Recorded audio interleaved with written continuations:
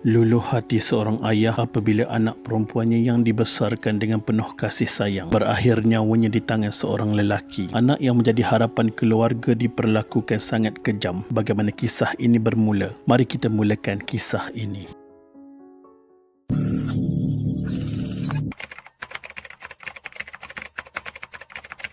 Pada 2 Februari 2015, kita dikabarkan dengan kematian tragis seorang pelajar UiTM Permatang Pau, seberang perai Pulau Pinang, Nur Syuhada Johari, yang mati dikelar oleh seorang lelaki yang dipercayai bekas teman lelakinya di kilometer 228.2 Lebuh Raya Utara Selatan Plus, arah selatan di Bukit Gantang.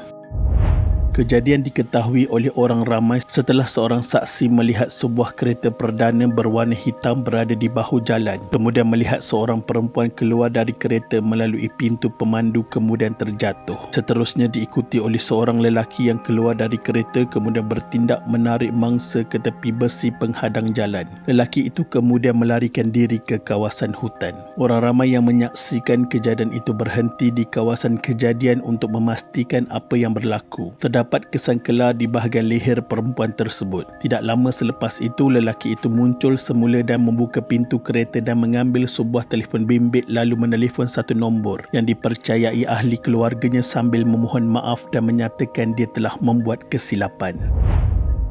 Orang ramai yang berasa curiga bertindak memukul lelaki tersebut dan menyerahkan lelaki itu kepada polis peronda yang sampai di lokasi kejadian setelah usaha suspek untuk melarikan diri ke kawasan hutan gagal. Pemangku Ketua Polis Taiping, Superintendent Ismail Cik Isa mengesahkan menerima laporan berkenaan dengan kejadian itu dan menyatakan kes ini disiasat di bawah Seksyen 302 Kanun Kesesaan. Siasatan awal dari pihak polis telah menjumpai sebilah pisau lipat dibuang oleh suspek di tepi Bukit Lebuh Raya dan mendapati suspek yang berusia 25 tahun itu didapati mempunyai masalah mental. Pada 3 Februari 2015, suspek direman selama 7 hari bagi membantu siasatan berhubung kes ini. Suspek yang berusia 25 tahun dibawa ke Balai Polis Parit Buntar kira-kira jam 10 pagi untuk proses permohonan tahanan reman. Magistrate Rosni Muhammad Rizwan yang hadir ke Balai Polis berkenaan membenarkan suspek direman sehingga 9 Februari 2015 bagi membantu siasatan mengikut Seksyen 302 Kanun Kesesaan. Kemudian suspek dibawa semula ke Ibu Pejabat Polis Daerah IP di Taiping kira-kira jam 10.45 pagi hari yang sama.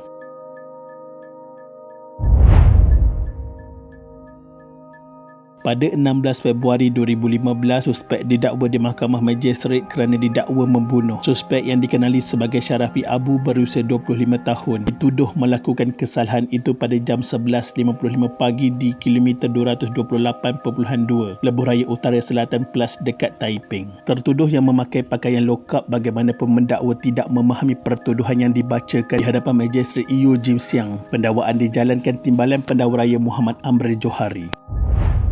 Pada 12 November 2015, tertuduh mengaku tidak bersalah di Mahkamah Tinggi atas jenayah ini. Dia membuat pengakuan itu di hadapan Pesuruhjaya Kehakiman Muhammad Zaini Mazlan. Pada 31 Oktober 2016, Mahkamah Tinggi memerintahkan tertuduh untuk membela diri atas tuduhan pembunuhan yang dilakukannya pada tahun 2015. Pesuruhjaya Kehakiman Muhammad Zaini Mazlan membuat keputusan itu selepas mendapati pihak pendakwaan berjaya membuktikan kes prima facie terhadap Syarafi Abu.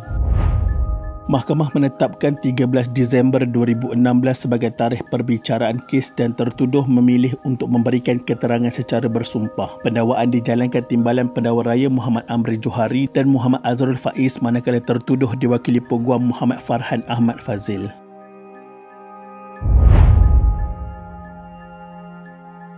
Pada 12 Mei 2017, tertuduh dijatuhi hukuman gantung sampai mati oleh Mahkamah Tinggi selepas didapati bersalah membunuh seorang penuntut Universiti Teknologi Mara UiTM kampus Permatang Pau, Pulau Pinang 2 tahun lalu. Pesuruhjaya Kehakiman Muhammad Zaini Mazlan mensabitkan Syarafi Abu atas kesalahan itu selepas mendapati pihak pendakwaan berjaya membuktikan kes prima facie terhadap tertuduh.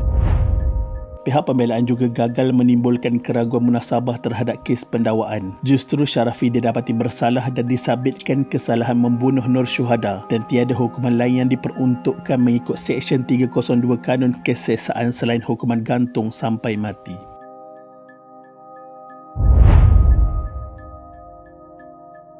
Tertuduh dikatakan telah cuba berkawan rapat dengan mangsa sejak mangsa berada di tingkatan 5 tetapi mangsa tidak melayan. Namun tiada siapa menyangka dik kerana cintanya ditolak dan terlalu obses dengan mangsa, tertuduh sanggup merancang jenayah ini. Walhal, ibu bapa mangsa sudah banyak kali melarang tertuduh mengganggu dan mendekati mangsa termasuklah membuat laporan polis. Selain itu, tertuduh juga pernah mencuba melarikan mangsa kira-kira 4 tahun sebelum kes pembunuhan ini berlaku kerana tertuduh pernah memecahkan pintu keluarga rumah mangsa di Taman Seri Hosba. Tidak cukup dengan itu, tertuduh juga pernah ditahan beberapa kali dipercayai terbabit dalam penyalahgunaan dadah. Menurut keluarga mangsa, mereka juga sudah membuat aduan kepada keluarga lelaki terbabit namun tiada penyelesaian. Malah lelaki itu semakin bertindak ganas. Ketika ditanya mengenai kejadian itu, ibu mangsa berkata mereka mengetahui insiden itu apabila seorang rakan Nur Syuhada menghubungi ibu mangsa Nur Azlina Dawari memaklumkan anaknya diugut sebelum dilarikan lelaki itu dari kampus. Mereka juga diberitahu mangsa akan dicederakan jika tidak mahu menaiki kereta lelaki itu. Ibu mangsa cuba menghubungi mangsa beberapa kali tapi panggilan telefon tidak dijawab. Menghubungi ibu bapa lelaki itu meminta bantuan. Namun selepas beberapa jam, ibu bapa mangsa dimaklumkan ibu lelaki itu anaknya sudah mengelar leher mangsa sambil memberi alasan yang tertuduh mempunyai penyakit mental dan tidak mengambil ubat ketika ditahan di balai polis. Ibu mangsa Nur Azlina berkata dia reda dengan pemergian anaknya, malah tenang ketika melihat jenazah anaknya yang dilihat dalam keadaan tersenyum. Jenazah Nur Syuhada selamat dikebumikan di Tanah Perkuburan Islam Kampung Ceruk Mokan jam 11 pagi 3 Februari 2015. Begitulah kesudahan kisah ini. Cinta kadang-kadang menyenangkan, tapi acap kali membawa kepada kehancuran. Dek kerana cintanya ditolak, sanggup menghabisi orang lain tanpa alasan. Cinta kepada manusia, manusia akan mati. Cinta kepada Allah, ianya akan terus kekal abadi. Semoga Allah yarham Nur Syuhada ditempatkan dalam kalangan orang-orang yang beriman dan diampunkan segala dosa. Al-Fatihah. Sekian, terima kasih.